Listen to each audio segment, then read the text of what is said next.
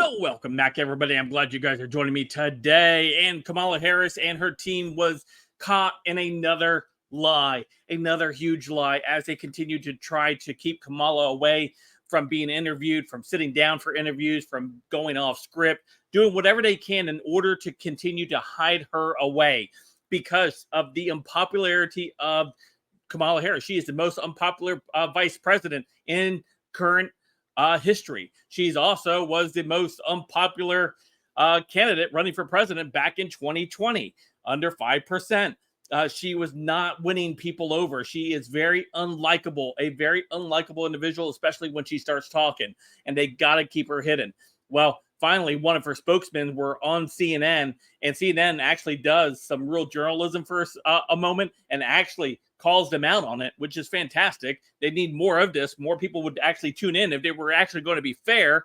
However, we know the media is doing its best to help shield Kamala from criticism and anything else in order to continue to keep the perception that she is popular, culturally relevant, and has a plan to move the country forward, even though she's been in a position of power for the last 3 years. And yet there's nothing that she can put her name to and saying it's been a success. Instead, she's helped oversee some of the worst inflation we have seen as a nation, an open border, prices surging, energy prices surging. Yeah, and wars on multiple fronts. Absolutely a disaster. Let's go to the video here and take a listen to CNN as they ask Kamala Harris, spokesperson, about her. What's on the vice president's schedule today?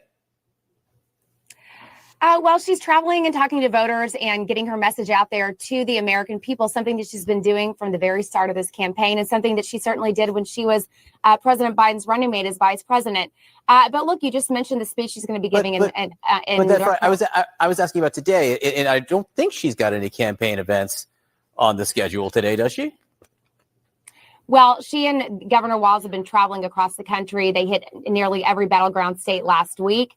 On the campaign trail, they raised $36 million within the first 24 hours of Governor Walz joining the ticket. And what she's going to be doing Friday is taking her economic message directly to the voters in North Carolina. I certainly don't want to get in front of exactly what she's going to say, but she's going to talk a little bit about how she's going to make sure that she's putting consumers first as part of her economic plan. She's going to take on corporate price gougers. She's going to take on junk fees. And that's something that, John, she did when she was Attorney General of California, something she continued to do as the United States Senator of California. So she's going to be taking that message out to voters, and I look forward to seeing more of what she's going to say on Friday. I think we all do, and I'll ask you more about that in just a second. The reason I was asking about today is because it seems like she has time, if she wanted, to do an interview with a member of the media or do a news conference, correct? There does appear to be that time if she wanted. Well, look, she has said on the campaign trail that she would be doing an interview at some point. She said that, I think, last week during a rope line or when she was talking to reporters. But look, what is important here, John, is that she is taking her message directly to the American people. She hit a number of battleground states. I think we had 15,000 people in Detroit last week, 12 to 13,000 in Nevada. She's been taking her message to the voters and drawing large crowds. So she's actually having those direct conversations. But not today. All I'm saying is not today. She could do an interview today, I would think, because she's not out there today. Well, look, she's taking her message directly to voters. And just because she doesn't have an interview schedule on her public schedule doesn't mean that she's not taking her message directly to voters. It's because they're hiding her away. It's hide away Harris. And he's right. She had time today to do an interview. She doesn't. Right. And of course, all of those things that that Kamala Harris's Spock sits there and tout that Kamala Harris is going to help get prices down. Really, what have you been doing for the last 3 years? Again, they act like she hasn't been part of this regime. She is an integral part of the regime.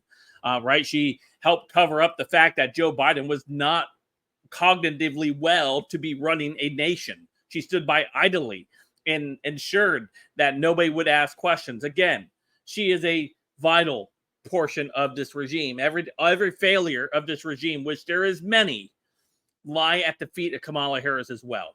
So you guys let me know what you guys think in the comments down below. Of course, you guys can follow me on all my social media, all linked in the description down below. Don't forget to hit that like and subscribe button. And until next time, I'll see you guys later. Have a great day.